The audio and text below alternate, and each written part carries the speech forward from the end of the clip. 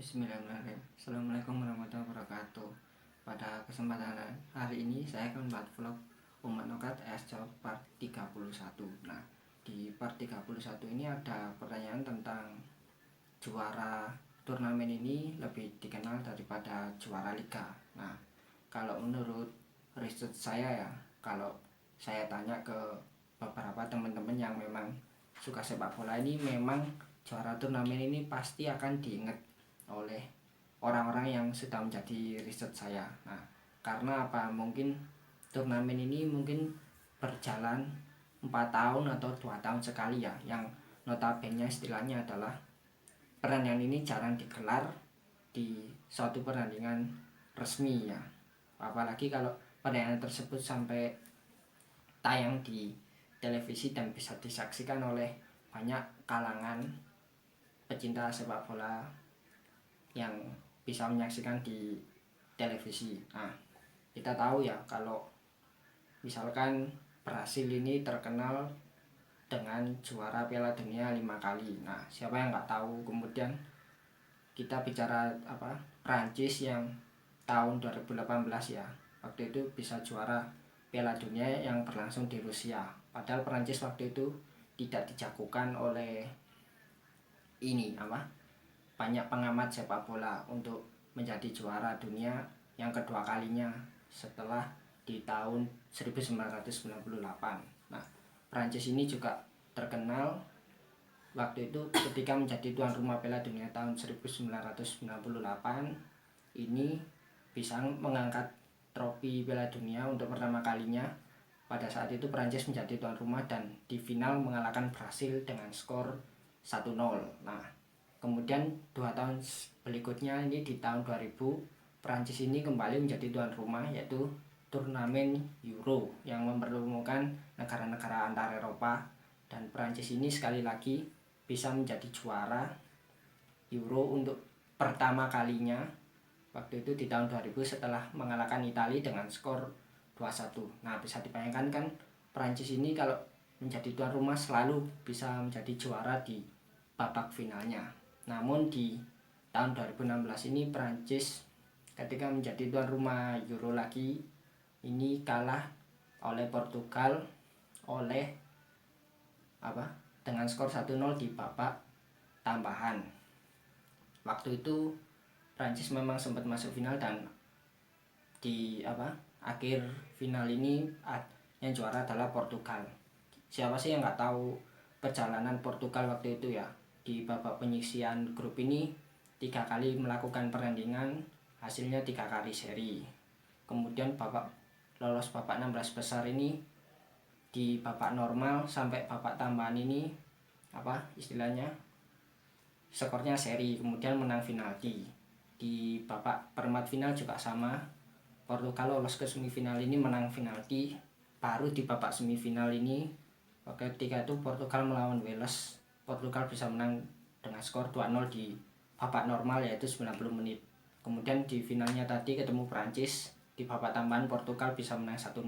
Nah, ini kan nggak dibayangkan ya ketika itu Portugal menjalani 7 pertandingan, 6 pertandingan seri dan 1 kali menang, tapi di akhir turnamen ini Portugal bisa mengangkat trofi juara Euro untuk pertama kalinya di Prancis pada tahun 2016. Nah, kemudian ini setelah Portugal kita flashback ke tahun 2004 juga.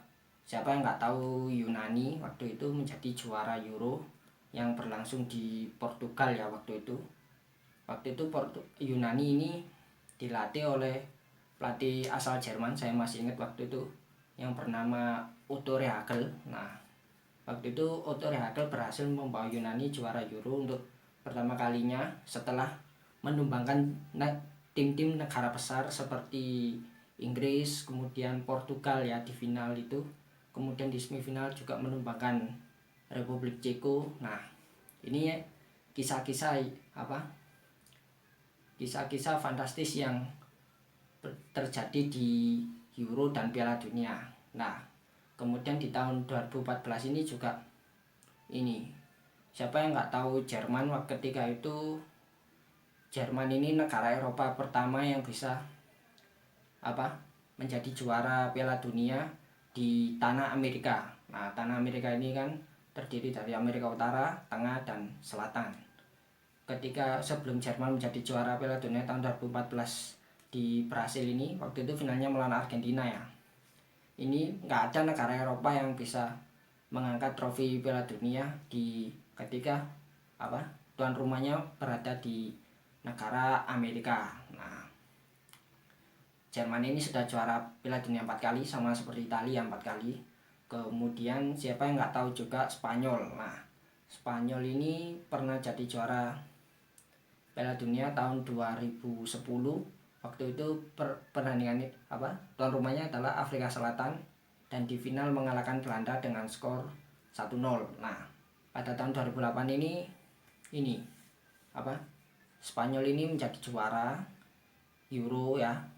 Waktu itu mainnya di tuan rumahnya adalah Polandia Ukraina. Kemudian tahun 2010 ini menjadi juara Piala Dunia tadi. Kemudian di tahun 2012 ini juga Spanyol menjadi juara alias juara bertahan di edisi tahun 2012 Euro ya. Jadi secara berturut 2 tahun terakhir itu, waktu itu dari tahun 2008, 2010, dan 2012 ini Spanyol bisa mengkawinkan gelar Piala Dunia dengan Piala Euro. Nah, ini sesuatu yang jarang dicapai oleh negara-negara lain ya. Kalau bahas negara ini sudah ya, kemudian kita akan membahas tentang Liga Champions dan Europa League ya. Ini turnamen yang berlangsung tiap tahun ya, di tengah-tengah kompetisi domestik liga-liga di seluruh dunia ini. Kalau Liga Champions dan Europa League ini berlangsungnya di lingkup klub-klub yang berada di wilayah Eropa. Nah, siapa yang nggak tahu kalau Real Madrid ini juara Liga Champions yang ke-13 kali. Kemudian yang kedua ini AC Milan yang sudah pernah 7 kali juara. Real Madrid ini klub dari Spanyol ya, kalau AC Milan ini klub dari Italia. Kemudian di perjalanannya ini Real Madrid sempat puasa 10 tahun lebih tidak bisa menjuarai Liga Champions. Baru di era-era tahun 2010 ke atas ini Real Madrid baru istilahnya panen gelar Liga Champions. Yang pasti diingat oleh teman-teman ini adalah ketika Real Madrid menjadi juara Liga Champions 3 kali berturut-turut dari tahun 2019 sampai tahun 2016, musim 2016-17 ya waktu itu. Nah, waktu itu Real Madrid juga satu-satunya tim di dunia yang bisa mempertahankan 3 tahun berturut-turut Liga Champions. Nah, kemudian kalau di Europa League ini ada klub Sevilla FC ya, klub dari Spanyol juga. Klub ini juga bisa menjadi juara Europa League 3 kali berturut-turut. Seingat saya ini sekitar tahun 2012 sampai 2016. Musim 2012-2013 sampai musim 2015-2016. Nah, Sevilla ini juga menjadi tim yang 5 kali ya, ini paling banyak menjuarai Europa League. Nah, pada siklus perjalanannya tiap musim ini Sevilla ini bisa dibilang unik. Ketika itu Sevilla masuk Liga Champions ya kan, juara Europa League ini otomatis akan masuk ke Liga Champions. Sevilla ini masuk ke Liga Champions, kemudian finish di peringkat 3. Kan peringkat 3 penyisian grup ini otomatis turun kasta ke Europa League. Nah, setelah di Europa League ini baru Sevilla sangat fight, sangat ingin mempertahankan gelar Europa League ya. Dan ini sudah dilakukan 2 tahun berturut-turut oleh klub Sevilla FC. Namun kalau menurut manajemen tim Sevilla, kalau sepengetahuan saya ya, di berita sepak bola yang membahas klub La Liga Spanyol ini, Sevilla ini sekarang mengincar gelar yang berada di kasta tertinggi, yaitu di Liga Champions, ingin menyaingi Real Madrid, Atletico Madrid, dan Barcelona untuk berprestasi di Liga Champions.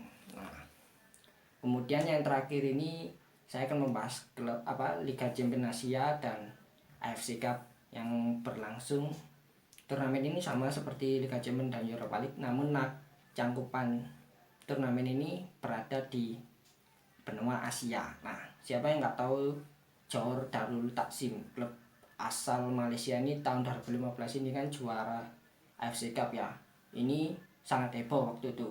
Johor ini adalah klub pertama dari Malaysia yang menjuarai AFC Cup di tahun 2015. Nah, pelatihnya ini Mario Gomez yang sekarang melatih di Arema tahun 2020 waktu itu.